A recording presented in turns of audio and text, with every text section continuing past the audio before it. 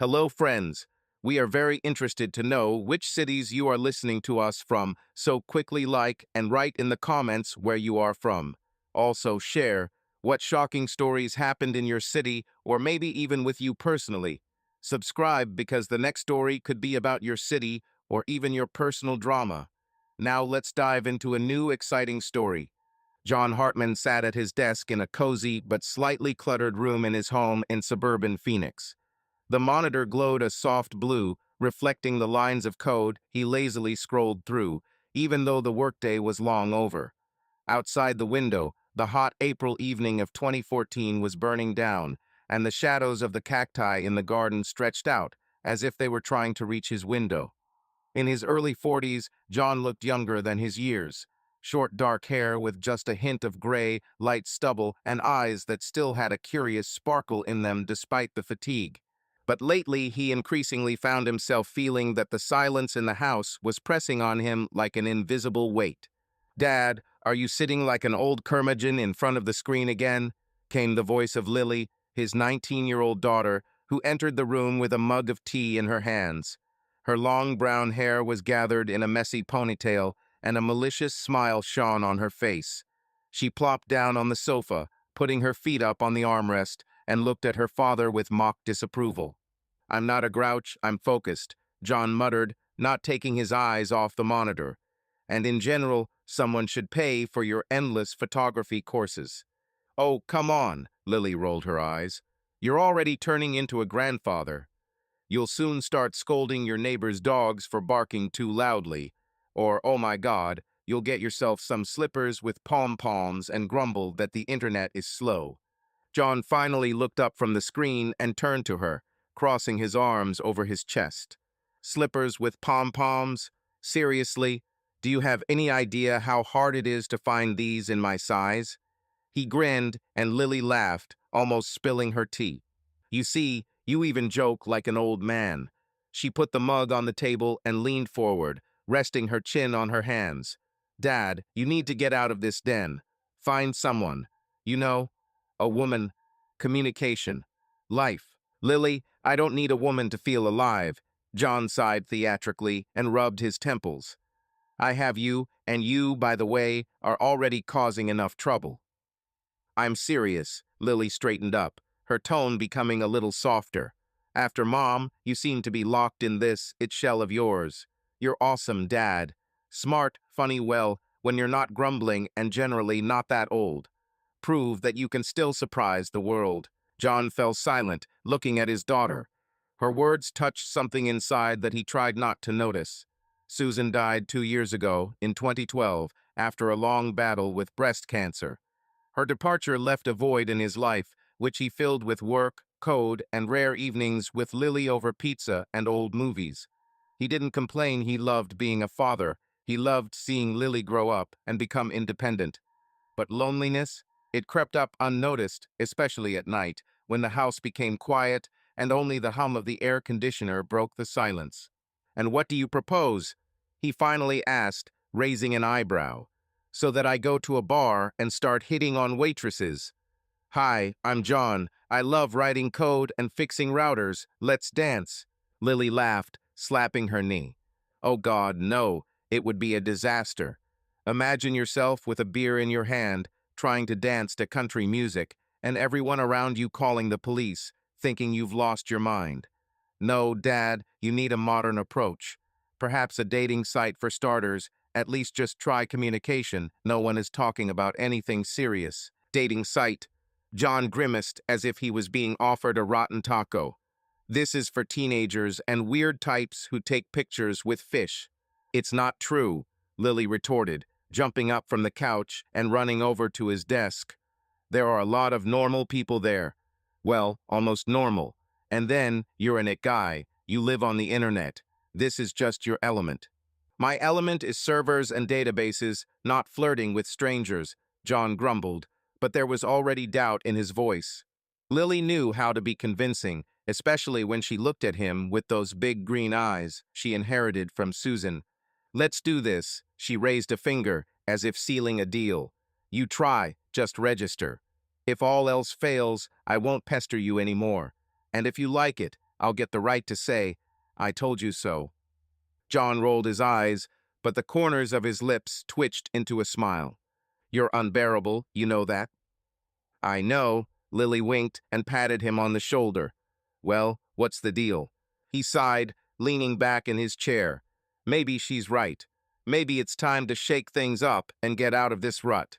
After all, what does he have to lose? An hour of time and a little pride. Okay, he muttered. But if I find only spam and fakes there, you will owe me. Agreed.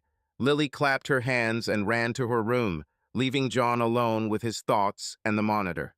An hour later, John sat with his laptop on his lap, feeling a little ridiculous.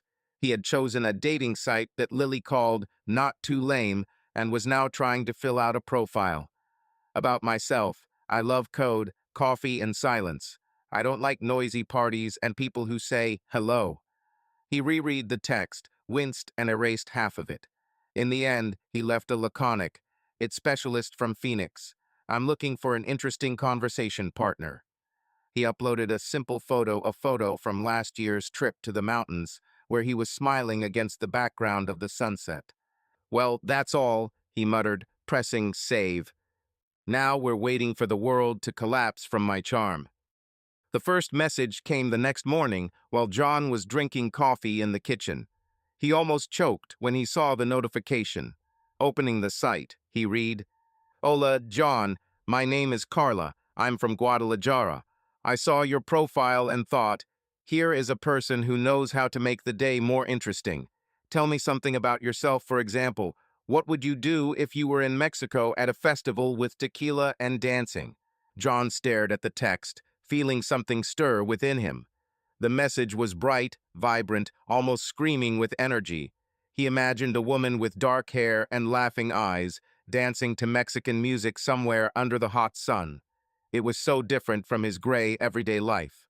Well, hi, Carla, he muttered, putting the mug on the table. His fingers hovered over the keyboard. What to answer? Hey, I'd probably hide in the corner. No, it's too boring. He grinned and started typing. Hi, Carla. If I were at a festival in Mexico, I think I'd try dancing, but only after a couple of tequila shots, so I don't have to think about how terrible it would look. And you. Apparently, you are like a duck to water there. He sent the message and leaned back in his chair, feeling a slight rush of adrenaline.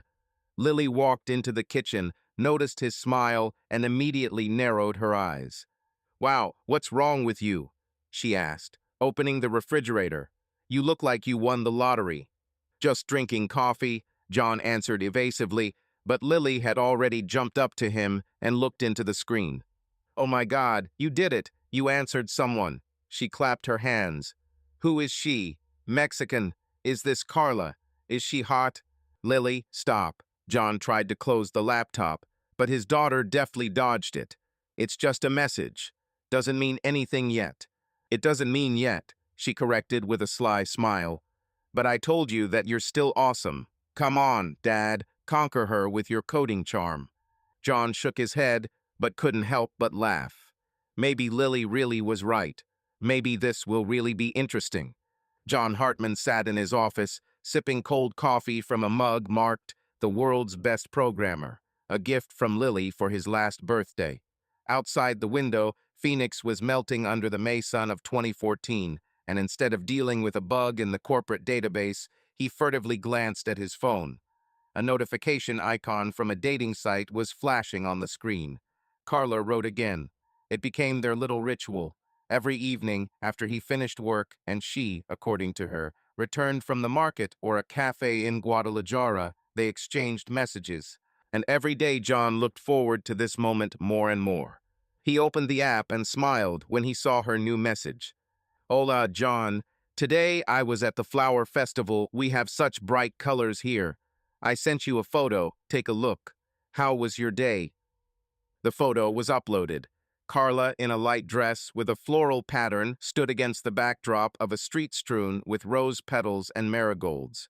Her dark hair fluttered in the wind, and her smile was so infectious that John couldn't help but chuckle. She looked like a postcard from a travel brochure. Well, hello, flower queen, he muttered, starting to type his answer. Hi, Carla. The photo is gorgeous. You seem to be the main star there. My day was more boring, fixing a database that decided it was smarter than me. Saved the world, however, only for the accounting department. What were you doing among these flowers? Did you dance with the local macho guys? He sent the message and sat back, rubbing his neck. Working at an company was his thing, but after Susan's death, it also became a refuge. And now this correspondence with Carla added something, alive to his routine. He didn't even notice how he started checking his phone more often than his email. The office door creaked and Lily appeared in the doorway with a plate of sandwiches in her hands. Her eyebrows immediately went up when she noticed his smirk. Wow, Dad, you're shining again like a monitor at maximum brightness, she said, putting the plate on the table. Is this your internet madam writing again? She's not an internet madam. John rolled his eyes, but couldn't hide his smile. Her name is Carla, and she's just ... interesting. Interesting, huh? Lily plopped down on the sofa and crossed her arms. And I thought you were just trying, for show. And you really got involved. How long have you been texting? A week? 2? Almost 3, John replied, pretending to concentrate on the sandwich. And what? You dragged me there yourself. I wanted you to shake yourself up, not for you to dive headfirst into this. Lily snorted, but there was a slight concern in her voice. Have you even checked her? What if she's some kind of Mexican bot scamming people out of money? Lily, I'm not that old and stupid. John took a bite of his sandwich and shrugged. She sends photos and talks about her life. Today I wrote about the flower festival. Everything is real. Photo? Lily narrowed her eyes. Prove it. Show me. John sighed, but still opened his phone and showed her a picture of Carla. Lily looked carefully, tilting her head. Okay, she's pretty, she admitted reluctantly. But did you even hear her voice? Or is she just writing? Maybe it's just some Juan who sits in the basement and laughs at you. Juan, you say? John laughed. Then he's damn good at flirting with women. And no, I haven't heard the voice yet. We're just writing.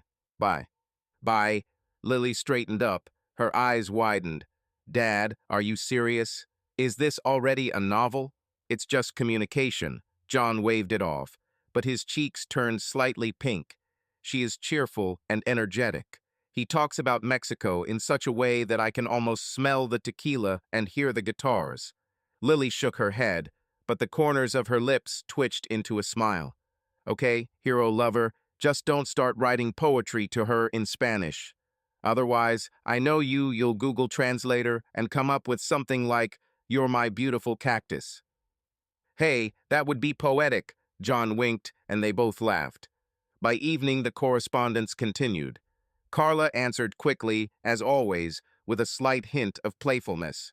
I danced, of course, but not with macho men, but with girlfriends. The macho guys here are too self-confident. They think that every woman dreams of falling into their arms after one look. Would you dance with me, John? John grinned, imagining himself in a bustling Mexican plaza. He typed, If you took me to the dance, I would try. But I warn you, my movements are somewhere between a robot and a drunken cowboy. You would regret calling. The answer came almost instantly. Oh, I would risk it. And besides, a drunk cowboy sounds funny. I'm sending another photo. This is me and my friend at the market, choosing spices. What are you doing in the evening? New photo. Carla with a basket full of colorful peppers, laughing, looking at the camera.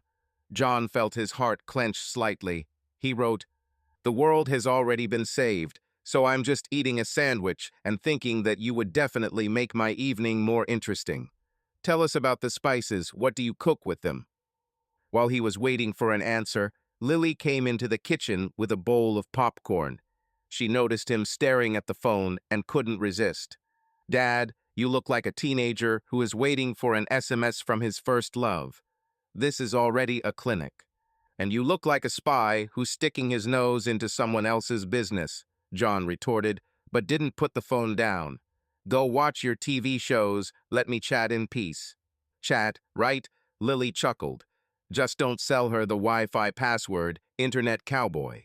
And if she asks for money for a ticket to Phoenix, call me, I will expose her. Go already. John threw a pillow from the sofa at her, and Lily ran away, laughing. He returned to the phone. Carla replied, I'm making enchiladas spicy, with a lot of pepper and cheese. You'd love it if you like food to bite you back. What are you cooking? Don't tell me the pizza is from delivery.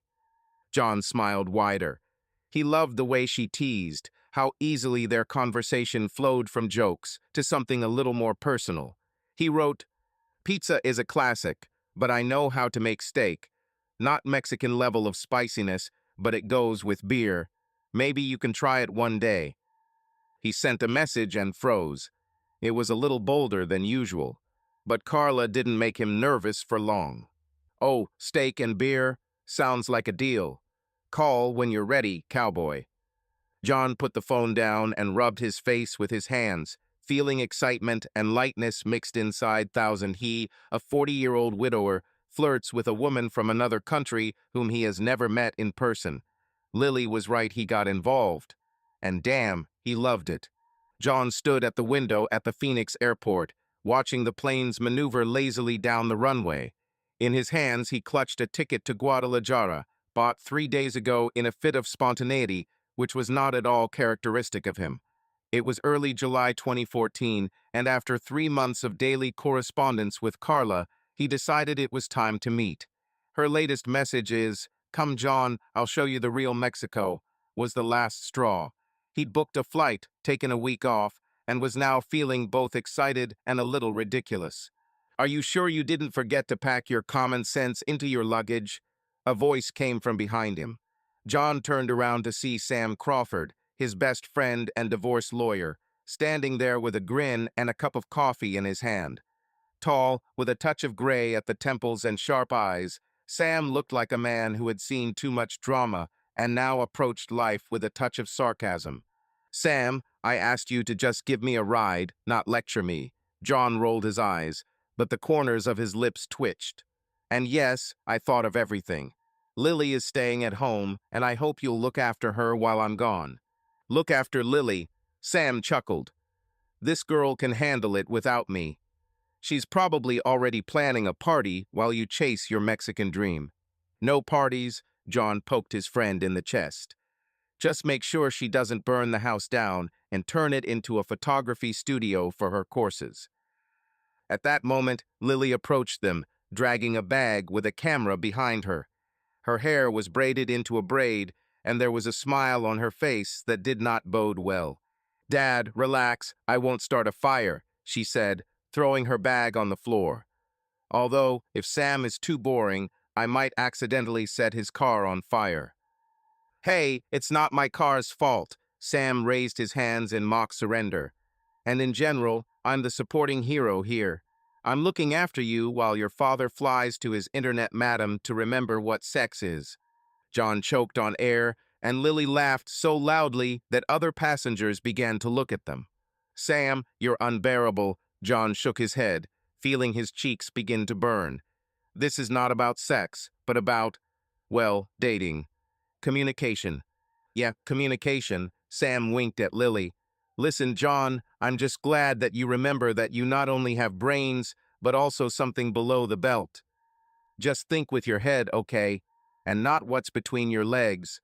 You're too good a guy to get caught up in some scam. Thank you for your trust, John nodded sarcastically, picking up his backpack. Maybe a couple more tips? Don't drink tap water. Don't dance with a sombrero on your head. Not dancing with a sombrero is already too much. Lily intervened, still giggling. Dad, just have fun. But if she starts asking you for money for her taco business, call Sam right away. You two are the worst support in the world, John sighed, but couldn't help but smile. Okay, I'll go. Sam, look after her. Lily, behave yourself. Always, Lily saluted him, and Sam added, Be careful, Romeo, and bring me some tequila. The plane landed in Guadalajara 3 hours later, and John stepped into the warm, humid air of Mexico. The taxi took him to a small square in the city center where he and Carla agreed to meet. He nervously fiddled with the strap of his backpack, looking around. The street was full of life. Street vendors were shouting, offering fruits and souvenirs. Children were running around with balloons, and somewhere in the distance, a guitar was playing. And then he saw her. Carla stood by the fountain in a bright yellow dress, with loose dark hair that fell in waves onto her shoulders. She noticed him, waved her hand, and walked towards him with such energy that John involuntarily straightened up. Her smile was even brighter than in the photo, and her eyes sparkled, as if she knew some funny secret. "Hola, John," she exclaimed, hugging him as naturally as if they had known each other for years. "Are you here? I didn't believe that you would really come." "Hey, Carla," he cleared his throat slightly, feeling a little uncomfortable from her warmth. "I promised. I couldn't miss the chance to see your festivals live." She laughed, grabbed his hand, and dragged him across the square. "Then let's start right now. Sunset on the hill tonight. There will be music and food. Are you ready to try real Mexico?" "Ready," John nodded, allowing himself to be carried away by her. Her energy was contagious, and he already forgot about fatigue from the road. The rest of the day passed as if in a colorful dream. Carla took him around the narrow streets of Guadalajara, treated him to tacos with hot sauce that brought tears to John's eyes, and laughed at his attempts to pronounce enchiladas. She told stories about local traditions, about her grandmother who made the best tortillas in the city, about festivals where she danced until the morning. John listened, fascinated by her voice, but somewhere in the depths of his consciousness small oddities flashed. She mentioned that she worked in a cafe, but did not say where exactly. She said that she lived with a friend, but immediately changed the subject. He brushed those thoughts aside, maybe she was just excited about the meeting. In the evening, they climbed a hill outside the city, where a crowd had already gathered. The sun was setting, turning the sky orange and pink, and below was a sea of cacti. The musicians were playing something fiery, and Carla suddenly pulled his hand. "Dance with me, cowboy," she shouted, spinning in place. "I warned you that I'm terrible at this," John laughed, but still gave in. His movements were clumsy, but her laughter and lightness made everything easier. They danced until the sun disappeared below the horizon, and at some point he found himself looking at her for too long. When the music died down, they sat on the grass, looking at the stars. Carla moved closer, her shoulder touching his. The air was warm and smelled of dry earth and something floral. She turned to him, her dark eyes sparkling in the light of the first stars. "John, I'm glad you're here," she said quietly. He looked at her, feeling his heart beat faster. Her words, her proximity, this sunset, everything mixed up in one moment. He wanted to say something important, something that would express this sudden rush of feelings, but instead he just smiled. "Me too," he answered, slightly hoarsely. "I didn't expect everything to be like this." She leaned a little closer, her hand resting on his. "What did you expect?" she asked with a slight mockery, but there was warmth in her voice. "I don't know," John admitted honestly. "It's possible that you will turn out to be a bot, as my daughter jokes. Or that I'll be too awkward to say a word." Carla laughed, her laughter ringing in the silence. "You really are awkward, but I like it," she said, squeezing his hand. "Will you stay a couple more days? I want to show you more." "I'll stay," John nodded, feeling her fingers intertwine with his. At that moment, he wasn't thinking about the oddities in her stories, Sam's sarcastic warnings, or the fact that Lily might be rolling her eyes somewhere in Phoenix. There were only stars, cacti, and her warmth nearby. He turned to her, and their eyes met. She smiled, and he realized that this evening was just the beginning of something more. They sat there for a long time, chatting about trifles, until night covered the hill. Carla talked about local legends, and John joked about his dancing skills. And although he didn't say anything about the future, the thought was already flashing through his mind. What if this is not just a trip? But he drove her away too soon, too quickly. For now, he simply enjoyed the moment, letting her energy carry him away like the wind carries dust over the desert. Winter 2015 in Phoenix was mild as usual, with the sun hanging lazily on the horizon and temperatures rarely dipping below 20 degrees. John Hartman sat at the kitchen table of his suburban home, surrounded by papers and printouts. In front of him were forms for a K-1 visa for a fiancée, bills for an immigration lawyer, and a check for several $1,000s that he had just written. He rubbed his temples, looking at this pile of documents, and muttered, "Love, of course, is not measured by money, but damn it, she knows exactly how to empty a wallet." Almost a year had passed since his trip to Guadalajara, and during this time his romance with Carla had only gained momentum.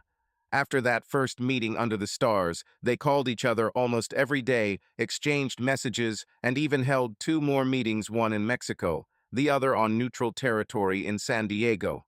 Carla was still the same, bright, energetic, with an endless supply of stories and promises to show him real life. And somewhere between her stories about Mexican sunsets and his jokes about steaks, John realized that he wanted more. He invited her to move to America. Not an official marriage proposal, not yet, but just a step forward. Living together, building something in common. She agreed so quickly that he didn't even have time to change his mind. Now, in December 2015, this step was becoming a reality. John has spent the last months completing paperwork, calling the embassy, and endlessly transferring money for everything from state fees to tickets. Carla was supposed to arrive in a week, and he was already imagining how he would meet her at the airport with a stupid smile on his face. The door to the kitchen slammed and Lily rushed into the room, throwing her backpack on the floor. Her hair was disheveled from her college classes, and she was holding a bottle of water in her hands. "Dad, are you sitting with these pieces of paper again?" she asked, glancing over the table. "You look like an accountant before tax season." "Hey, Lil," John pushed aside a stack of papers and smiled. "These are not taxes. This is a visa for Carla. Everything is almost ready. She's arriving next week." Lily froze, her eyebrows raised slightly. She opened the bottle, took a sip, and only then said, "Well, cool. So, your Mexican princess will soon be in charge here." "Not to manage, but to live," John corrected, trying not to notice the skepticism in her voice. "And she's not a princess, she's just Carla. You know what she's like. Cheerful, open." "Yeah, I know." Lily shrugged and sat down opposite. "Cheerful, open, and very fast. You've known her for less than a year, and she's already moving. Aren't you afraid it's too fast?" John sighed, leaning back in his chair. Lily was wary of Carla from the very beginning. She didn't openly argue with him, but her caustic comments and easy distance spoke for themselves. He understood her after Susan's death. He and his daughter got used to being alone, and the appearance of someone new in their lives was like an invasion. "Lil, I understand that this is fast," he said softly, "but sometimes it happens. I feel that with her I feel better. She promised to make me happy, and I believe her." "Did you promise?" Lily chuckled. "Dad, you can promise anything. The main thing is that it does not make you a happy bankrupt. How much have you already spent on these visas?" "That's enough," John answered evasively, rubbing his neck. "But it's worth it." Lily looked at him for a long moment, then stood up and patted him on the shoulder. "Okay, Dad. You're an adult, you know better. Just don't say later that I didn't warn you if she starts dancing salsa on your credit cards." She went to her room, leaving John alone with his thoughts and papers. He shook his head, but her words still stung. Maybe Lily is right that he is in a hurry, but Carla, she was like a breath of fresh air after 2 years of melancholy. He brushed aside his doubts and returned to the documents. A couple of days later, John stopped by Sam at his office in downtown Phoenix. Sam sat at a table piled high with divorce files, looking like he hadn't slept in a week. When he saw John, he leaned back in his chair and grinned. "Oh, our Mexican cowboy has arrived," he said, sipping coffee from a paper cup. "How's it going with your hot senorita? Already bought her a sombrero." "Hi, Sam." John plopped down in the chair opposite. "She arrives in a week. Everything is ready. Visa, ticket, even freed up space in the closet." "Closet space?" Sam raised an eyebrow. "You're definitely in love if you're sacrificing your shelves. I thought you were saving them for servers." "Very funny," John rolled his eyes. I just want her to be comfortable. She gives up everything for me, throws everything away. Sam chuckled, his tone becoming more serious. John, you barely know her. A year of correspondence and a couple of meetings is not the same as living together. Are you sure she doesn't see you as a ticket to the States? John frowned, crossing his arms over his chest. You're too cynical, Sam. She's not like that. She wants to be with me, not with my passport. Maybe so, Sam shrugged, but his gaze remained sharp. I'm just saying, be careful. I see every day how good guys like you lose half of their property because of love. You're too kind, John. Don't let her take advantage of it. Thanks for the advice, John muttered, standing up. But I know what I'm doing. I hope so, Sam saluted him with a glass. Bring her to my place for dinner when she arrives. I want to see if she's worth all those checks. John nodded and left, feeling slightly annoyed. Sam and Lily were like two voices of doubt, but he didn't want to listen to them. Carla was his chance at something new, and he wasn't about to back down.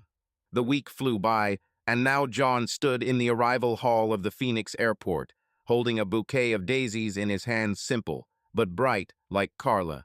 When she emerged from the crowd of passengers, he immediately recognized her. Yellow dress, dark hair, a smile that took his breath away. She rushed to him, hugged him so tightly that the daisies almost scattered, and spoke with a slight accent. John, I'm here. I can't believe this is true. Hi, Carla, he smiled, hugging her back. Welcome to America. She pulled away, looked at him with shining eyes, and said, I'll make you happy, I promise. This will be our new life. He led her to the car, feeling her words warm something inside. At home, he showed her the room and helped her unpack her suitcases full of bright dresses and souvenirs from Guadalajara. Lily came out to say hello, but her hello was cool and her smile was forced. She quickly went home, citing her studies. Later, when Carla fell asleep after a long flight, John sat in the kitchen with a glass of beer. He thought about her promise, the way she laughed while tasting American coffee, and Sam's warnings. Maybe they are right that he is in a hurry. But looking at her suitcase against the wall, he decided, this is a risk he is willing to take. Spring 2016 is in full bloom in Phoenix. 3 months had passed since Carla had moved into his house, and life seemed to be beginning to take on a new rhythm. John was used to returning from work not to silence, but to a chaos of sounds and smells. The hiss of a frying pan, Carla's laughter, and Mexican music flowing from an old Bluetooth speaker that she brought from Guadalajara. Today was one of those evenings. John walked into the house, brushing the dust off his shoes, and immediately caught the aroma of fresh tortillas and hot chili sauce. Carla stood at the stove, humming something in Spanish, her dark hair pulled back into a messy bun, and wearing a bright red apron that she had bought at the local market. She turned around, noticing him, and her face lit up with a smile. Hola, John, she exclaimed, waving a wooden spoon. You're on time? I'm just finishing the enchiladas. Today will be spicy, so get ready. Hi, Carla, he smiled, throwing his backpack on the sofa. Spicy is good. After a day with a glitchy server, I need something to shake me up. She laughed, her laughter ringing through the kitchen, and walked up to him, holding out a spoon with sauce. Try it, cowboy. Tell me if I went too far with the pepper. John tried, and after a second his eyes widened. The sauce burned my tongue, but the taste was amazing deep, with notes of tomatoes and spices. Damn, it's like being kissed by a volcano, he breathed, grabbing a glass of water. But it's delicious. You are a sorceress. I promise to make you happy, Carla winked, returning to the stove. Food is just the beginning. He watched her deftly roll the tortillas and felt his house, empty since Susan's death, come to life again. Carla brought with her not only suitcases, but also the energy that he so lacked. Last night, she staged an impromptu dance party right in the living room. She turned on salsa, pushed the sofa against the wall, and made him spin with her to the rhythms of the guitar. His clumsy steps caused her to burst into fits of laughter, but in the end, he simply relaxed and succumbed to her cheerful pressure. Are you ready for dinner? She asked, putting the plates on the table. Or should I dance again to wake you up? I'm alive, don't worry. John sat down at the table, inhaling the aroma. Although your dancing is a separate type of energy, maybe you can open a school? Ha! Carla plopped down opposite her, resting her chin on her hand. Maybe I'll open it. But first, I'm going to teach you how to move without Lily calling you a wooden cowboy. John chuckled, but his smile faded slightly at the mention of his daughter, Lily. She was a shadow in this new life that Carla was so cheerfully building. Since Carla moved in, Lily has become even quieter, even more distant. She greeted her stepmother politely but coldly and spent most of her time either in her room or in photography classes.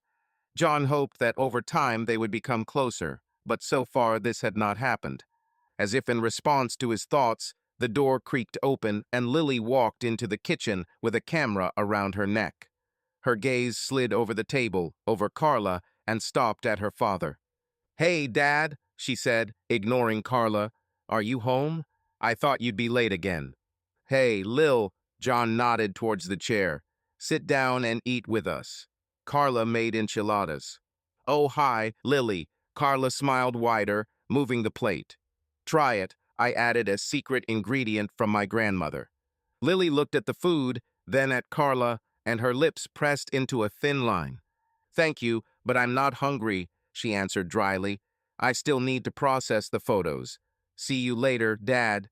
She turned and walked away, leaving an awkward silence behind her. John sighed, rubbing his forehead, and Carla shrugged, trying not to show that she was offended. "She'll get used to it," she said, giving him more food. "She just needs time." "Yeah, I guess," John muttered, but there was doubt in his voice. He wanted to believe that Lily was simply going through changes, but her alienation was becoming more and more noticeable. Later, when dinner was over, Carla turned on the music and pulled John into another dance. She circled around him, laughing, and he tried not to step on her feet. Her energy was like the sun, bright, warm, impossible to resist. They collapsed on the sofa, out of breath, and Carla snuggled up to him, resting her head on his shoulder. "This is what I dreamed of, John," she said quietly. "You, me, this house. We'll be happy, right?" "Yes," he answered, hugging her. "Already happy." And he really felt that way. Work at the IT company went smoothly, the house was filled with life, and Carla found a way to surprise him every day, either with a new dish, or with a spontaneous dance, or with a story about Mexico.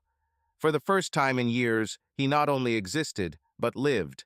Even if Lily stayed away, he hoped it was temporary. The next morning, he woke up to the smell of coffee and the sound of the radio. Carla was already busy in the kitchen, humming something about Ammer. He went downstairs, and I greeted him with a mug and a smile. "Good morning, sleepyhead," she winked. "Today, I'm making you breakfast American style, but with Mexican peppers. Don't complain if your tongue falls off." "You're spoiling me," John laughed, sitting down at the table. "That's the plan," she replied, placing a plate of scrambled eggs and hot sauce in front of him. "I want you to never want to let me go." Life was getting better. It might not be perfect, but it was getting better. Carla brought color to his days that he hadn't seen since Susan, and he was grateful for that. Summer in Phoenix was hot, even by local standards. The temperature went over 40, and the air conditioner in John's house hummed non-stop, saving him and Carla from the hot air. 6 months had passed since her move, and life seemed to have found its groove.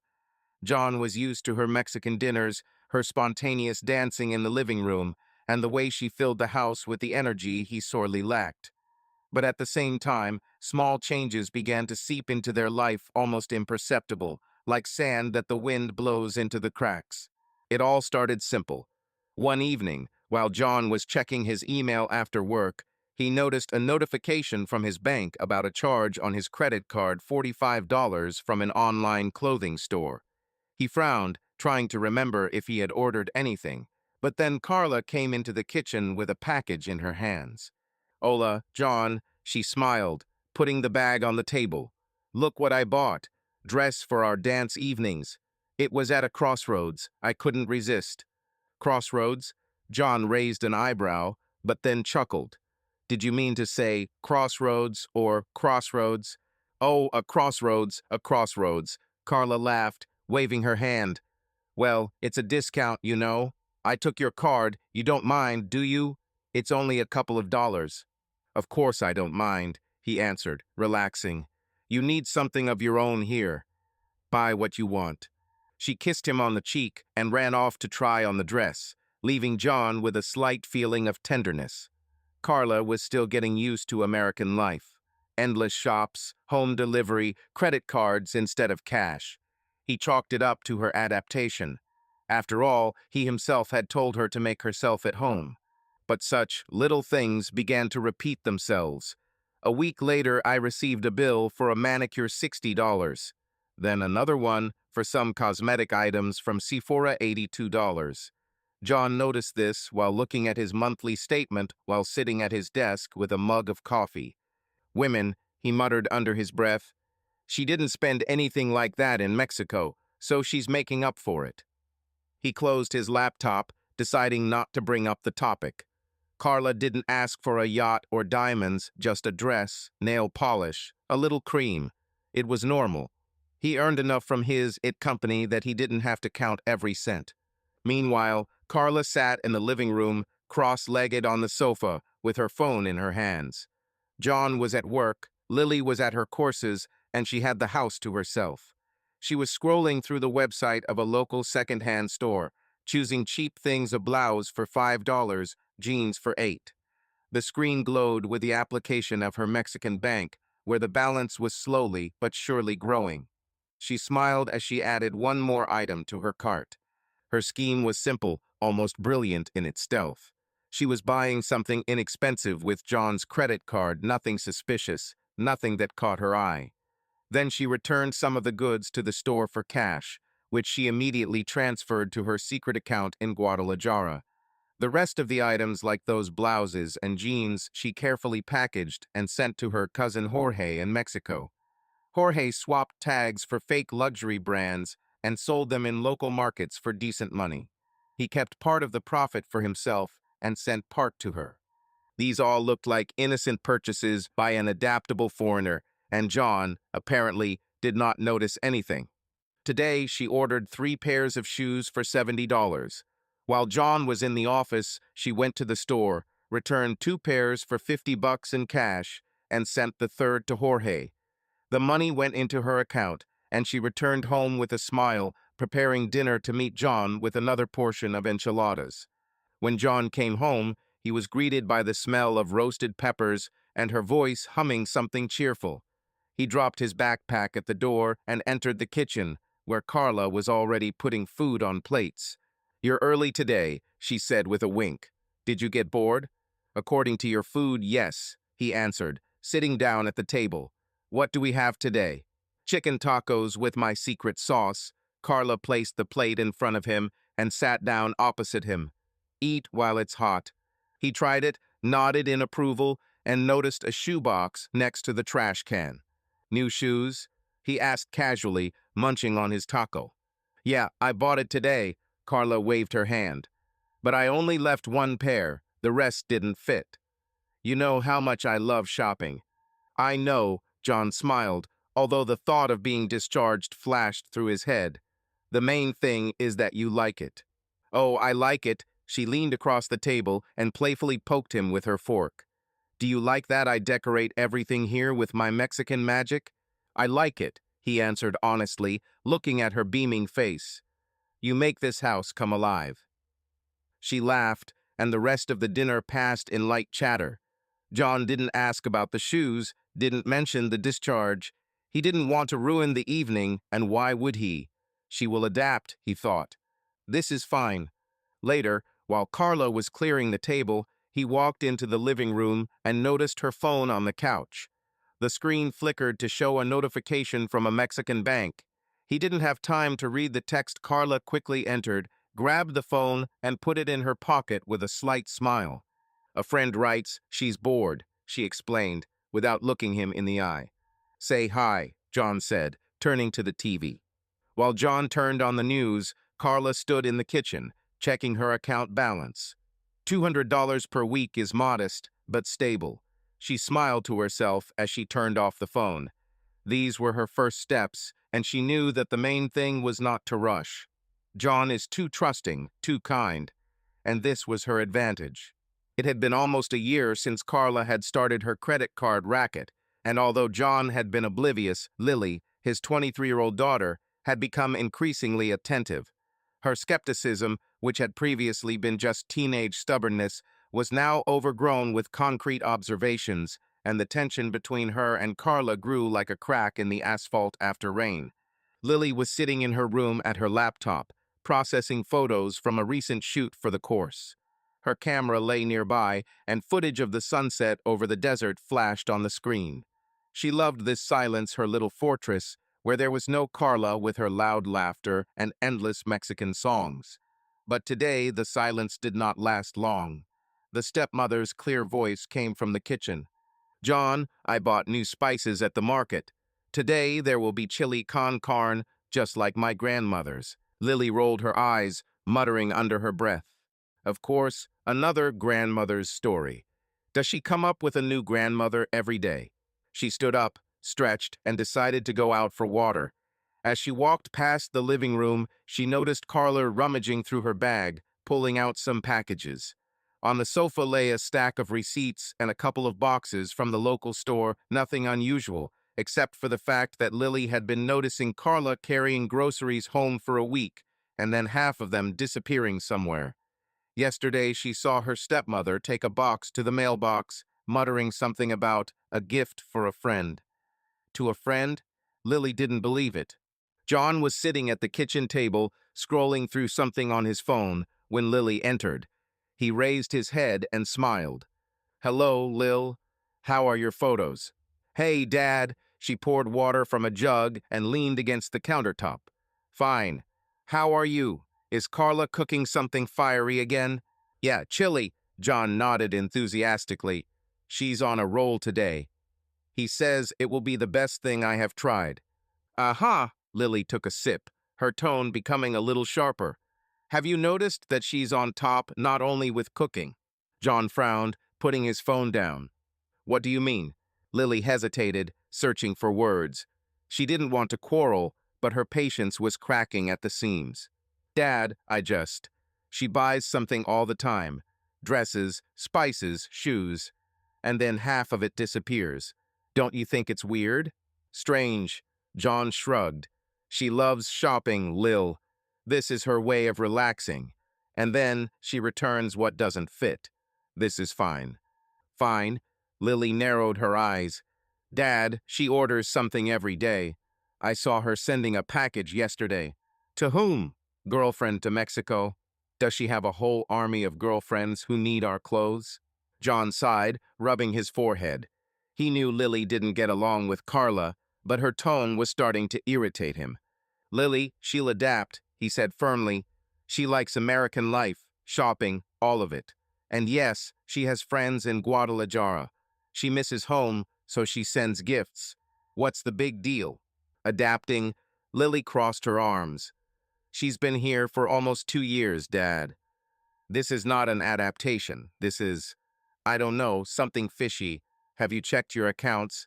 How much does she spend?" "I don't watch every cent," John replied, his voice growing colder. "And I'm not going to. Carla is part of the family, Lil. I trust her." "Part of the family?" Lily snorted, but then stopped short, noticing how tense he was. "Okay, Dad. Trust. Just don't say later that I didn't try to warn you." She turned around and walked towards the exit, but John called out to her. "Lily, wait. Can you at least try to get along with her? She's trying. She really is. He cooks for us, arranges these evenings. Is he trying?" Lily turned around, her eyes sparkling. "She's trying for you, Dad. And for her, I am just furniture. And guess what? I'm fine with that. But if she's deceiving you, don't expect me to remain silent." She left, slamming the door to her room a little louder than necessary. John remained sitting, looking at the empty glass in his hands. He didn't like the tension, but he didn't want to see the truth in Lily's words. Carla was his rock, his light after the darkness. She couldn't lie. Or could she? Meanwhile, in the living room, Carla finished unpacking her shopping. She pulled out a cheap thrift store bag she'd bought for $10 with John's credit card and carefully placed it in a box to send to Jorge. Her phone blinked a message from her brother. Sold 2 blouses for $50 each. When is the next delivery? She smiled as she quickly typed, soon. Everything is under control here. Carla knew that Lily didn't like her, but it wasn't a problem yet. The girl could grumble as much as she wanted. John always took her side. She heard their conversation standing at the kitchen door, and her lips twitched in a slight smile. Does Lily suspect something? Let it be. She has no proof, and John is too blinded to dig deeper. Dinner went as usual. Carla served the chili, John praised her cooking, and Lily came down only to take a plate and go to her room. Tension hung in the air, but John tried not to notice it. Carla turned on the music, pulled him to dance, and he complied, laughing at his clumsy steps. You are my best partner, she said, clinging to him. Even if you dance like a drunk cactus. Drunk cactus, John chuckled. Is this a compliment? The biggest, she answered, and he again felt the warmth from her words. But after Carla went to bed, John lingered in the kitchen, looking at the stack of receipts she had left on the table. He took $130 for spices, then another $15 for something at a thrift store. Nothing unusual. He shook his head, dismissing Lily's doubts. It's just shopping, just an adaptation. And in the room upstairs, Lily opened her laptop and began searching for information on how to check packages sent from home. She didn't know what she was looking for, but she felt that something was wrong with Carla, and she wasn't going to back down. Lily decided to take action. She met Sam, her father's friend, at a coffee shop to share her doubts about Carl. Sam, she buys things all the time and sends packages to Mexico, Lily said, ordering a latte. Dad believes her blindly. Talk to him. Lil, I'm a lawyer, not a detective, Sam chuckled, sipping his coffee. But okay, I'll talk. Only he is in love and is unlikely to listen. The next day, Sam came to John with beer. Carla was at the market and John was working on his laptop. John, let me see your accounts, Sam said casually. Lots of small expenses and returns. Are you sure everything is clean? Sam, that's enough, John frowned. Carla is getting used to life here. I believe her. Love is not about testing. As you say, Sam shrugged, but his gaze remained sharp. Just don't say later that I didn't warn you. They drank beer and chatted about trifles, but Sam's words hung in the air. John opened the statement, saw the same small amounts, and closed it. He believed in Carla. Sam and Lily just didn't understand. The summer of 2023 in Phoenix was hot and dry as usual, but for John Hartman, it was extra special. In June, a year after their modest wedding in the local town hall, he and Carla had a son, Mateo. Small, with dark hair and big eyes, he was born in a Phoenix hospital, and John, standing at the window of the delivery room with the child in his arms, felt in seventh heaven. For the first time in a long time, his life seemed complete. A comfortable house in the suburbs, a loving wife, and now a son he didn't even dare to dream about this after Susan's death. The wedding a year ago was simple. No big dresses or crowds of guests, just him, Carla, Lily, and Sam as witnesses. Lily was cold back then, but still came, and Sam joked that John had finally stopped being a drunken cowboy. Now, with the birth of Mateo, their family became real, and John couldn't be happier. The first weeks were hectic, but happy. John took time off to help Carla with the baby, changing diapers, rocking Mateo to sleep at night while she rested. Carla quickly recovered and returned to her habits. She cooked spicy dishes, turned on music, even danced with Mateo in her arms, singing lullabies to him in Spanish. John looked at them and thought that everything he had dreamed of had finally come true. Are you happy? She asked one evening as they sat on the couch and Mateo slept in the crib next to him. More than I can say, John replied, hugging her.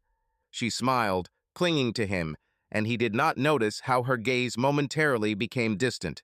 But after a couple of months, something changed. In August, Carla suddenly announced that she needed to go to Mexico. "My aunt is sick," she said at breakfast, stirring her coffee. "I want to visit her before it's too late. I'll take Mateo and let him meet the family." John nodded, although a slight worry stirred in his chest. "Of course, go. How long will you be gone?" "A week, maybe a little more." Carla shrugged, her tone light. "I'll be back quickly." He walked her to the airport, holding Mateo in his arms as she hugged them both.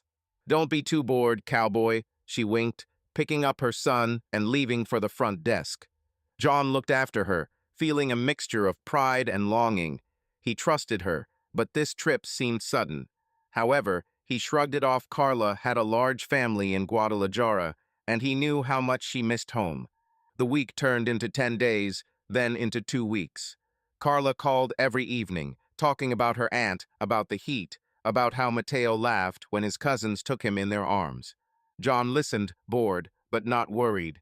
She returned in mid-September, tanned and cheerful, with a bag full of souvenirs and photographs. "Look how big he is already," she exclaimed, showing pictures of Mateo against the backdrop of Mexican streets. "And my aunt is on the mend. Everything is fine." John hugged her, happy to see them back, and didn't ask any more questions. But in November, she left again, this time to visit her cousin, who is having a wedding. Then in January 2024, to help my mother move. The trips became more frequent, each lasting a little longer, and although Carla always returned with a smile and stories, John began to notice that she talked less about details. "Don't you get tired of these flights?" he asked one day when she was packing her suitcase once again. Mateo crawled on the floor, playing with the rattle. "A little," Carla laughed, folding her dress. "But family is important. You know how we Mexicans take everything close to our hearts." "I know," John nodded, helping her zip up her bag. "Just don't disappear for too long, okay? Mateo and I miss you." "I promise." She kissed him on the cheek and walked away, leaving him with her son. He watched her get into the taxi and thought everything was fine. She loves her family, that's natural. John Hartman was 49 and feeling at his peak. Mateo, his 2-year-old son, was running around the house babbling a mixture of English and Spanish words. Carla was still cooking spicy dinners, and his job at an company was bringing in a steady income. But under this idyll, the first cracks began to appear, thin, almost imperceptible, like scratches on glass. It all started with an ordinary evening in April. John sat at his desk, checking accounts before filing his taxes. He opened the statement for the credit card Carla used for household needs and froze. The amounts flashed before my eyes. $45 at a second-hand store, $70 for cosmetics, $30 for some kind of delivery. Nothing unusual, if not for one, but returns. In the last month, there have been 5 returns totaling $120, and this has been happening every month for 6 months. He frowned and scrolled further. Purchases, returns, purchases again. The amounts were small, but their frequency and randomness were striking. "Carla?" he called, looking up from the screen. She stood at the stove, stirring something in a pan, and turned around with a smile.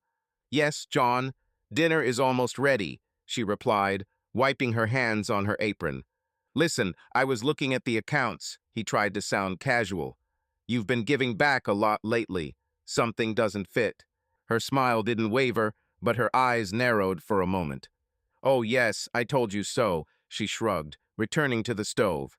"I buy it, try it on, and then send half of it back. American sizes are so strange, not like ours in Mexico." "Yeah," John nodded, although the thought flashed through his head. She's been here for 8 years. She could get used to it. There are just a lot of returns. "I didn't think you were so picky." "I just like everything to be perfect," Carla winked, placing a plate of chili in front of him. "Eat, don't think about nonsense." He smiled, putting down his laptop. Her answer sounded logical, but doubt remained like a slight itch that could not be relieved. Dinner went as usual. Mateo spread food on the table, Carla laughed, and John joked about his culinary failures. But later, when she left to put her son to bed, he returned to the discharge. Something didn't add up. The next day, John visited Sam in his office. Sam, as always, sat at a table littered with papers, looking as if coffee was his only salvation. "Oh, our family man has arrived," Sam grinned, leaning back in his chair. "What, did Carla burn down the kitchen again?" "Hey, Sam," John sat down, throwing his backpack on the floor. "No, the kitchen is intact. But I was looking at the accounts. Something strange with the credit card." "Strange?" Sam narrowed his eyes, his tone becoming more serious. "Tell me." John exhaled and began. "She spends small change, 30, 50 bucks. But then he returns half.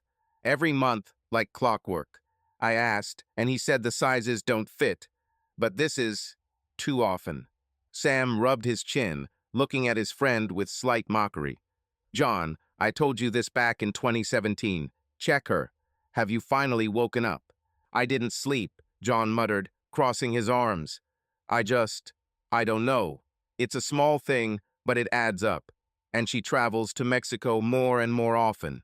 He says to the family. "To the family, yes," Sam chuckled. "Are you sure she's not sending your money there? Or the clothes he buys with your cards?" John frowned, his face tense. "Are you serious? She's not like that, Sam. She is the mother of my son." "Your son's mother?" "Yeah," Sam nodded, but didn't back down. "Look, I'm not saying she's a fraud, but I'm a lawyer. I've seen this 100 times. Nice guys like you lose everything because they believe in love. Check your accounts normally and protect your assets before it's too late." "Protect?" John raised an eyebrow. "What are you talking about?" "Trust, John." Sam leaned forward. "Transfer some of the money and shares into a trust for Lily. If everything is clean, great, you won't lose anything. And if not, at least you won't be left with a bare bottom." John fell silent, looking out the window. Sam's words sounded like betrayal not of him, but of Carla. He trusted her, loved her. But these returns, these trips, they gnawed at him like sand in his shoes. "I'll think about it," he finally said, standing up. "But I believe her, Sam." "Believe me," Sam shrugged. "Just think not only with your heart, but also with your head." A week later, John made up his mind. He didn't delve further into the accounts. He was afraid that he would find something he didn't want to see. Instead, he called his financial advisor and transferred a significant portion of his savings and shares into a trust fund in Lily's name. It was not $1 million amount, but enough to protect her daughter in case of anything: divorce, debt, God knows what. He told himself that this was just a precaution and had nothing to do with Carla, just caring about Lily. When he told Sam about it over beers on Friday, Sam nodded with approval. "Smart move, cowboy. Now at least one leg is safe." "This is not about Carla." John shook his head. "Just for Lily." "Of course," Sam grinned, but didn't argue. Tom and Carla met him with dinner and a smile, as if nothing had happened. Mateo ran to him, hugging his legs, and John felt his doubts recede. She couldn't deceive him. It's just his paranoia, fueled by Sam and old conversations with Lily. He hugged Carla, inhaled the smell of her perfume, and decided, everything is in order. Bye. John Hartman turned 50 and felt surprisingly alive. Mateo was already in kindergarten, his job at an IT company brought stability, and his and Carla's decade of marriage, counting from her move in 2015, approached every day. He decided to celebrate this date in a special way, arranging a romantic evening that would remind them of those first days under the Mexican stars. But as he made plans, Carla seemed increasingly distant, although John, blinded by anticipation, did not attach any importance to this. It all started with an idea.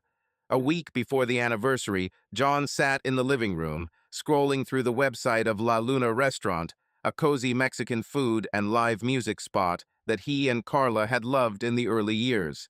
He imagined them sitting at a table on the terrace, drinking tequila, listening to the guitar and laughing at his awkward attempts to dance. Maybe they'll even take Mateo to Lily's for the night so they can be alone. He smiled as he dialed the restaurant's number. "Hi, I want to book a table for March 15th, he told the administrator. "For two, on the terrace. This is a special evening, 10th anniversary. "Congratulations." The voice on the other end was cheerful. Your table from 19 o'clock. Want something special? Flowers, candles? Yes, let's get some candles. John nodded, feeling a slight surge of excitement. And maybe a guitarist closer to us. We'll do it, they promised him, and he hung up, pleased with himself. He decided not to stop at the restaurant. The next day, he stopped by a jewelry store and bought Carla a bracelet thin, silver, with a small pendant in the shape of a cactus. It was a joke on their first meeting among the cacti in Guadalajara, and he knew she would appreciate it. At home, he hid the box in his desk drawer, anticipating her smile. Carla, are you free on the evening of the 15th? He asked over dinner, trying to sound casual. Mateo sat nearby, spreading beans on his plate. She looked up from her food, her fork frozen in midair. On the 15th, she asked, frowning slightly. I think yes. And what? I just want to get you out. John winked. 10 years together, it should be noted. Her lips twitched into a smile, but it seemed dull, not as bright as usual. Oh, yes, exactly, she said, nodding. 10 years. Sure, let's celebrate. Great. John leaned over and kissed her on the cheek. It will be a surprise. She nodded, returning to her food, but didn't ask for details. John chalked it up to fatigue. Mateo was lately restless, and Carla often fused with him alone while he was late at work. But in recent weeks, she was generally different. She joked less, turned on music less often, and sat more often with her phone, her head glued to the screen. He noticed, but didn't dig. Maybe she just misses Mexico, he thought. Her last trip there was in January, and she returned more silent than usual. The next day, John called Lily, who was now living in her apartment in the city center, renting it with a friend. Her voice on the phone was warm, but with the usual hint of sarcasm. Hello, Dad? Did Carla burn down the kitchen again? Hey, Lil, John laughed. No, everything is intact. Listen, can you take Mateo for the night of the 15th? It's Carla and I's anniversary. I want to have a party. 10 years with your Mexican star? Lily chuckled. Okay, take it. Just warn him not to draw on my walls. Thank you, you're the best. John smiled. How are you doing? Fine, she replied. What about you? Is Carla still hauling packages to Mexico? Lily, that's enough, he sighed. She is at home with us. Everything is fine. Whatever you say, Dad. Her tone was skeptical, but she didn't argue. See you on the 15th. John hung up, feeling slightly irritated. Lily never accepted Carla, even after Mateo was born. But he shrugged it off. This is their evening, his and Carla's, and he won't let anything ruin it. A couple of days before the anniversary, John noticed that Carla had become even quieter. She prepared dinner in silence, answered in monosyllables, and one day he found her in the living room with her phone, quickly putting it away when he entered. Is everything okay? He asked, sitting down next to her. Yes, I'm just tired, she smiled, but her eyes avoided his gaze. Mateo is exhausting. I understand, John took her hand. After the 15th we'll rest, I promise. We'll have a great evening. Okay, she nodded, squeezing his fingers, but her voice was even, almost mechanical. He didn't think much of it. Fatigue, he thought. Or maybe she's worried about her family in Mexico. She mentioned that her mom was complaining about her health again. He decided that an evening at La Luna would bring her back to life. I would drive her crazy with happiness, like in the good old days. On the morning of the 15th, he went to work, leaving Carla with Mateo. In the afternoon, I took my son to Lily, who greeted him with a malicious smile. You look like a teenager in love, Dad, she said, picking Mateo up. What, you can't? John winked. 10 years is serious. Yeah, Lily shrugged. Have fun. And hi, Carla. He left, looking forward to the evening. At home, Carla was already getting ready, wearing a simple black dress, not bright, as usual, but elegant. She smiled at him, but there was some stiffness in her movements. Are you ready? He asked, holding out his hand. Yes, let's go, she answered, taking his hand. They got into the car and John turned on the radio, humming along to some old rock music. Carla looked out the window, her fingers fiddling with the strap of her purse. He didn't notice too busy thinking about the candles, the guitar, and the bracelet in his pocket. This will be a perfect evening, he thought. The terrace was decorated with candles, their soft light reflected in glasses of tequila, and a guitarist in the corner played a tone reminiscent of those Mexican sunsets he had seen with Carla 10 years ago. The phoenix outside the windows was dissolving into the twilight, and John, sitting opposite his wife, felt on top of the world. He put on his best shirt, had a cactus bracelet in his pocket, and he looked forward to her smile when she saw him. But Carla, in her black dress, looked distant, her fingers nervously fiddling with her napkin and her gaze wandering around the table. "To us," John said, raising his glass. "10 years, Carla. You have made my life better than I could have ever imagined." She raised her glass, her lips twitching into a faint smile. "For us," she echoed, but her voice was quiet, almost empty. They drank, and the tequila burned his throat, but John did not notice the coldness in her tone too, caught up in the moment. The waiter brought enchiladas, and John began to talk about how he chose this place, remembering their first dances. Carla nodded, but her answers were short, monosyllabic. He chalked it up to fatigue. Evening will fix everything, he thought. The guitarist started playing something slow, and John decided it was time. "I have something for you," he said, taking the box out of his pocket. "This is not just a gift, but a memory of how it all began." He opened the box to reveal a cactus pendant bracelet. Carla looked at him, her eyes widened for a moment, but instead of joy, something similar to regret flashed in them. "John," she began, her voice trembling. "Wait. What's happened?" He frowned, still holding the bracelet. "Don't you like it?" She shook her head, took a deep breath, and pulled out a folded envelope from her bag. She placed it on the table between them, her hand trembling slightly. "It's not about the bracelet," she said quietly. "This, you need to see." John froze, his fingers clenching the box. He took the envelope, opened it, and pulled out the papers. The first thing that caught my eye was the title, Statement for Divorce. His heart skipped a beat. He flipped through the pages, words floating before his eyes. Division of property, spousal support, custody of Mateo. Half of everything he has. Child support for her and the child. Divorce. What is this?" he squeezed out, looking up at her. His voice shook with shock. "John, I want a divorce," Carla said, her tone becoming firmer, although her eyes avoided him. "I am applying for half of the property and alimony. For me and Mateo." He stared at her, unable to believe it. The guitar continued to play, the candles flickered, and the world around him collapsed. "Are you kidding?" he asked, hoping it was some kind of ridiculous prank. 10 years, Carla. We have a son. Today is our evening, and you. Is this true?" "It's true," she pursed her lips, finally meeting his gaze. "I can't do this anymore, John. I need mine. I'm tired of pretending." "Pretend?" He almost shouted, but restrained himself, noticing how the neighboring table turned around. "What does it mean to pretend? You said you love me. We are family." "I wanted a family," she answered, her voice becoming cold. "But I also want freedom. And what is due to me? You can afford it, John." He leaned back in his chair, feeling the blood pounding in his temples. Shock washed over him like a wave. Carla, his Carla, who had danced with him under the stars, who had given birth to his son, was now sitting opposite him and demanding half of his life. The bracelet fell from his hands onto the table, clanking on the plate.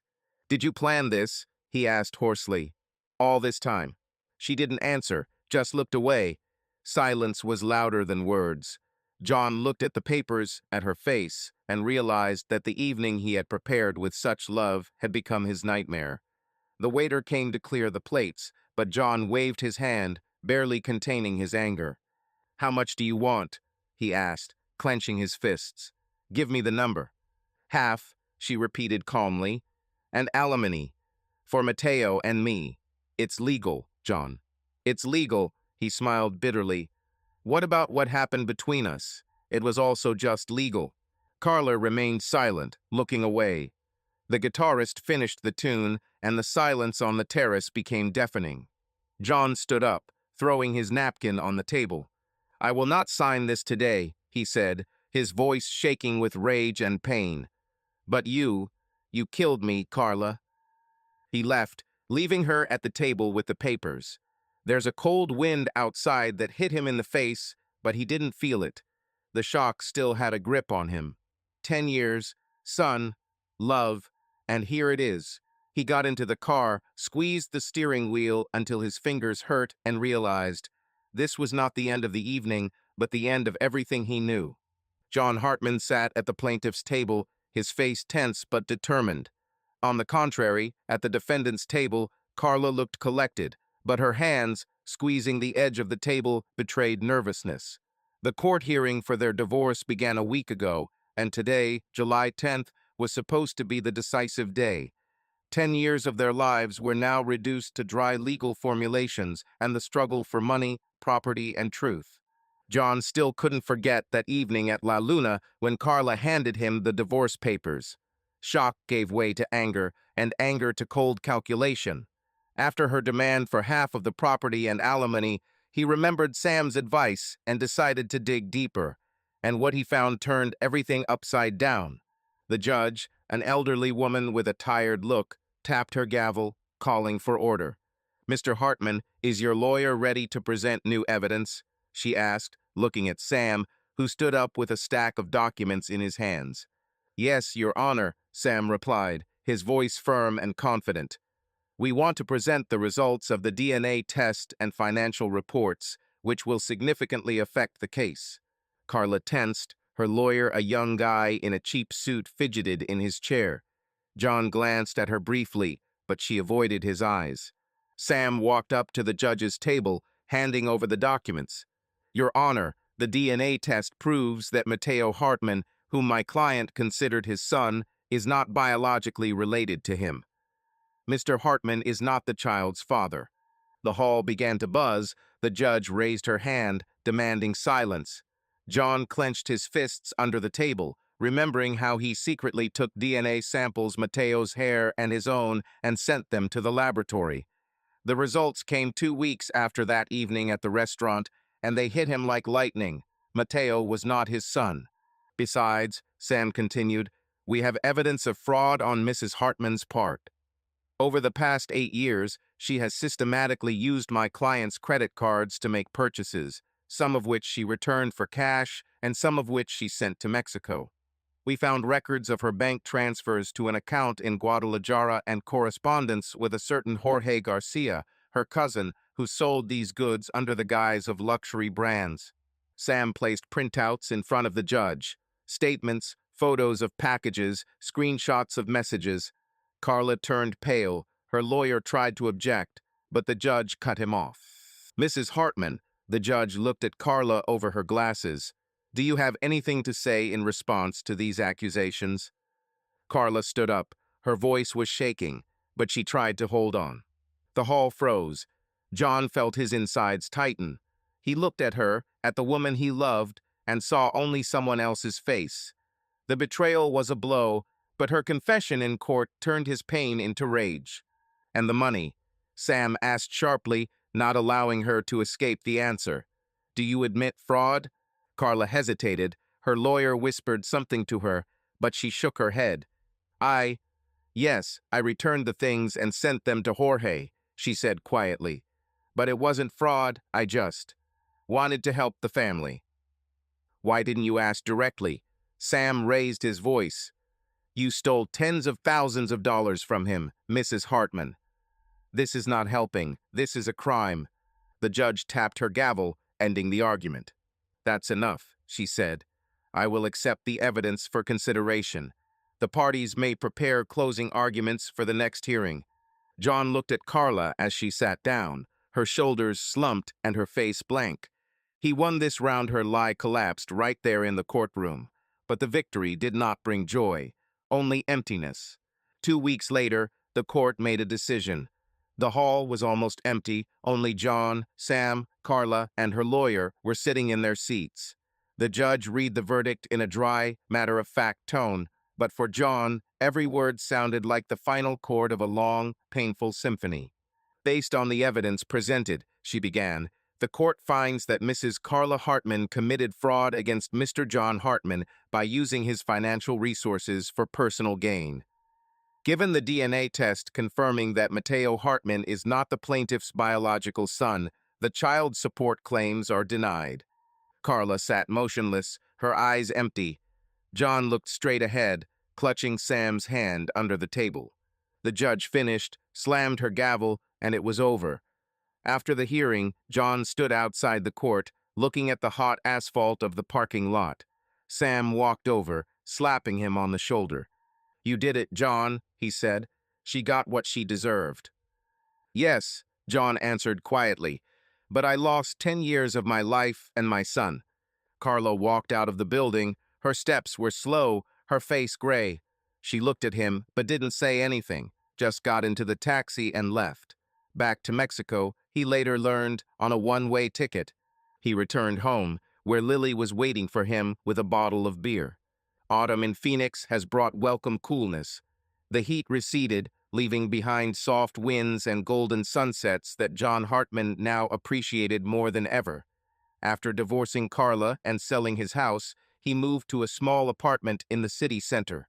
He was 50, and for the first time in a decade, he felt free not only from the toxic ties, but also from the illusions that had held him for so long. Lily became his anchor in this new life. She now lived nearby, in her own apartment with a friend, and she and John began to spend more time together than they had in all their years with Carla. Every Saturday they met either at his or her place cooking dinner, watching old films, or just chatting, sitting on the balcony with coffee or beer. At 24, Lily blossomed. Her photography classes turned into a small business, and she often shared her photos of the desert or city streets with her father. One evening in mid-October, they were sitting in John's living room. Lily brought pizza real, crispy crust, not the delivery pizza he'd eaten during the worst days of his divorce. There was a bottle of beer on the table, and old rock music was quietly playing from the speakers, the same one that John loved in his youth. "Dad, you look better," Lily said, cutting herself a slice of pizza. "Not like before, when you were. You know, in all this, John chuckled, taking a sip of his beer. "You mean when I was a blind idiot who believed in fairy tales?" "Well, something like that," Lily laughed, her eyes sparkling. "Seriously, you're different now. Calm down." "Freer, maybe." "Freer," John repeated, looking out the window. "Yes, probably. This burden is no longer there. And you know, Lil, thank you." To me, she raised an eyebrow, munching on her pizza. "For what?" "You saw right through Carla from the very beginning," he said quietly. "I didn't listen, but you tried. If it weren't for you and Sam, I might still be in that hole." Lily shrugged, but her smile became softer. "I just didn't want her to break you, Dad. You're too good to tolerate this." He nodded, feeling the warmth of her words. Financial stability, thanks to the trust for Lily, also helped. When he transferred some of the funds and shares, it seemed like just a precaution, but now it has become a salvation. Carla couldn't get her hands on the money, and John was left with half of it, enough to live comfortably without counting every cent.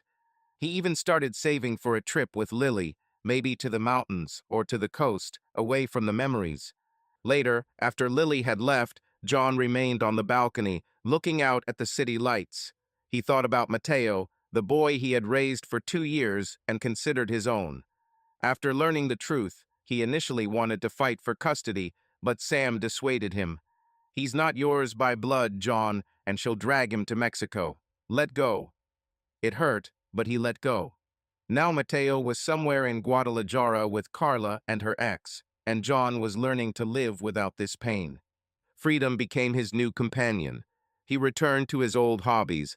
He began fixing an old motorcycle in the garage that had been sitting idle for years, and even signed up for a photography course with Lily more for fun than for business.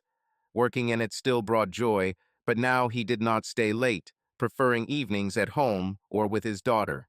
He finished his beer, looking at the stars, and thought that life, despite everything, is getting better. The trust for Lily gave him a safety net, and her presence gave him meaning. Carla was a thing of the past, like a faded photograph, and John could finally breathe deeply. John Hartman stood on the threshold of his new life, and for the first time in many years, he felt like he was breathing freely. A court verdict in July freed him from Carla and her lies, and the trust fund set up for Lily proved to be a lifeline that kept him financially stable. The house in the suburbs had been sold, and John now lived in a modest but cozy apartment in the city center closer to work, closer to Lily, closer to himself. The first thing he did after moving was to throw away everything that reminded him of the past. Carla's boxes of Mexican memorabilia, her colorful dresses, even the old radio she used to play salsa music went to the landfill. He left only a few things for Mateo, a small rattle and a photo of him and his son laughing in the backyard. Mateo was not his blood, but those 2 years with him left a mark on his heart that John could not erase. He didn't know where the boy was now. Carla had gone to Mexico, and the connection with her had been cut off like a cut wire. Sometimes he thought about him, but pushed these thoughts away. It was her story now, not his. The apartment was simple. One bedroom, small kitchen, living room overlooking the city lights. He furnished it minimally: a sofa, a table, a couple of shelves with books, and a laptop. No unnecessary decorations, no traces of the past. John wanted a fresh start, and this emptiness felt right. He even stopped drinking tequila. Now there was more often a bottle of beer or a glass of whiskey on the table, which he sipped while looking at the sunset. Lily became his anchor. After the trial, she insisted that they spend more time together, and John happily agreed. She now lived in her apartment with a friend, worked as a freelance photographer, and built her own life. But their connection, damaged by years of tension over Carla, began to be restored. On the first weekend after moving, she showed up at his place with a box of pizza and a case of beer. "Dad, it's your official housewarming party," she announced, throwing the box on the table. Her hair was pulled back into a messy ponytail, and her t-shirt bore the words "shoot" or "drink." No Mexican spices, just classics. "Thanks, Lil," John smiled, opening his beer. "You know how to cheer me up." They sat down on the couch, turned on an old movie, Die Hard, which they had both loved since she was a child, and for the first time in a long time, they just chatted. Lily talked about her projects, weddings, portraits, a recent shoot in the desert where she almost got stuck in the sand. "Imagine, Dad, I'm knee-deep in sand, a camera in my hands, and the client yells, 'Where is my sunset?'" She laughed, taking a bite of pizza. "I thought that was it. It was the end of my career." "You could have gotten out of it," John winked. "You have always been stubborn." "That's from you," she retorted, jabbing him with her elbow. "By the way, how do you like the new den? Aren't you bored alone?" "No," he shook his head, looking at the lights outside the window. "This is freedom, Lil. After all this mess with Carla, I can finally breathe." She fell silent, her gaze became softer. "I'm glad, Dad. You deserve it. And you know, I was right about her after all." "Yes, I was," John sighed, sipping his beer. "You and Sam. I was a blind idiot." "Not an idiot," Lily shook her head. "Just too kind. But now you are free, and I will not let you get into such a situation again." He laughed, and this laugh was light, real. They finished watching the movie, finished their pizza, and Lily spent the night on the couch, wrapped in an old blanket. John looked at her sleeping and thought that she was his main victory. Carla took a lot, but Lily remained. Work has also become easier. John returned to his projects at the IT company with renewed energy. His colleagues noticed a change. He joked more, suggested ideas more often, and even agreed to a corporate mountain hike, something he hadn't done for years. His boss, a grizzled techie named Mark, tapped him on the shoulder after one meeting. "John, it's like you've been born again," he said, grinning. "Did the divorce do you any good?" "Something like that," John answered with a shrug. "It's just less weight on your shoulders." Financial stability helped. The trust for Lily preserved his savings and shares, about $300,000, which he did not touch, leaving them to his daughter. The sale of the house gave him another $200,000 after sharing with Carla, and this money was enough for rent, life, and a small reserve. He wasn't a millionaire, But for the first time in years, he didn't count every dollar. It was a freedom that he forgot about while living with Carla and her endless little things. He started spending on himself. He bought a new laptop powerful for work and occasional games, which he loved in his youth. I signed up for the gym, deciding that 50 is not a reason to develop a beer belly. He even went to the mountains for the weekend with Lily, where they did a photo shoot. She took pictures of the landscapes, and he posed with a stupid grin against the backdrop of the rocks. "Dad, you look like a tourist from an advertisement," Lily laughed, clicking the camera. "A little more, and you'll start wearing shorts with socks." "Hey, shorts and socks are classic," he retorted, throwing a pine cone at her. "You just don't understand style." They returned home tired but happy. For the first time in a long time, John didn't feel like a single father or a betrayed husband. He was just John, and that was enough. Sam also started stopping by more often. One day in October, he brought in a case of beer and a box of board games, declaring it was time for a men's night. They sat in the living room, laying out poker cards, and Sam, as usual, did not miss the chance to tease his friend. "Well, cowboy, how do you like life without salsa and debt?" he asked, shuffling the deck. "It's like being born again." John took the beer, leaning back on the sofa. "Thank you for getting me out of that swamp, Sam." "You pulled yourself out." Sam shook his head. "I was just kicking you in the right direction." The trust was a genius move, by the way. Carla would have sucked it all away if it weren't for him. "Yes," John nodded, his gaze becoming more serious. "You know, I still can't believe how long I've been blind." 10 years, Sam. And all this time she— "Don't dig into it," Sam interrupted, dealing out the cards. "She left. You won. Now live, don't look back." John nodded, but the shadow of the past still flashed through his thoughts. He took the cards, and they played a couple of games, arguing about who was the better bluffer. Sam won, as usual, and left, leaving John with empty bottles and a slight sense of relief. My friend was right, there was no point in looking back. By November, John began to notice that he liked being alone. He spent his evenings reading books, rereading old detective stories he loved in his youth, or watching movies he had missed during his marriage. Sometimes he would go out onto the balcony with whiskey in his hands, looking at the city lights and thinking about how far he had come. Carla took Mateo, the house, part of his soul, but did not break him. Lily's trust, Sam's support, his own resilience, all this kept him afloat. One day, Lily suggested going to her friends in Tucson for Thanksgiving. John agreed, and they spent the weekend in a noisy company. They ate turkey, played board games, and laughed at her stories about the filming. For the first time in years, he didn't feel like a stranger. He was just John, Lily's father, a man learning to live again. "Dad, are you okay?" she asked at night when they were sitting on the veranda of her friend's house, looking at the stars. "Yes, Lil," he smiled, squeezing her hand. "Better than it was for a long time." "Okay," she nodded. "You deserve it." They returned to Phoenix, and John realized that his new life was not just about survival. It was a rebirth. He enjoyed freedom, the freedom to choose where to go, who to be with, how to spend his money and time. A trust for Lily gave him peace of mind that she was safe, and his own finances, modest but stable, kept him safe. By December, he decided to take the risk. I signed up for photography courses not for a career, but for myself, to share a hobby with Lily. During his first lesson, he held the camera awkwardly, but the instructor, a young woman with a kind smile, praised his first shots. "You have an eye, John," she said. "Just relax." He smiled, remembering how Carla called him wooden cowboy.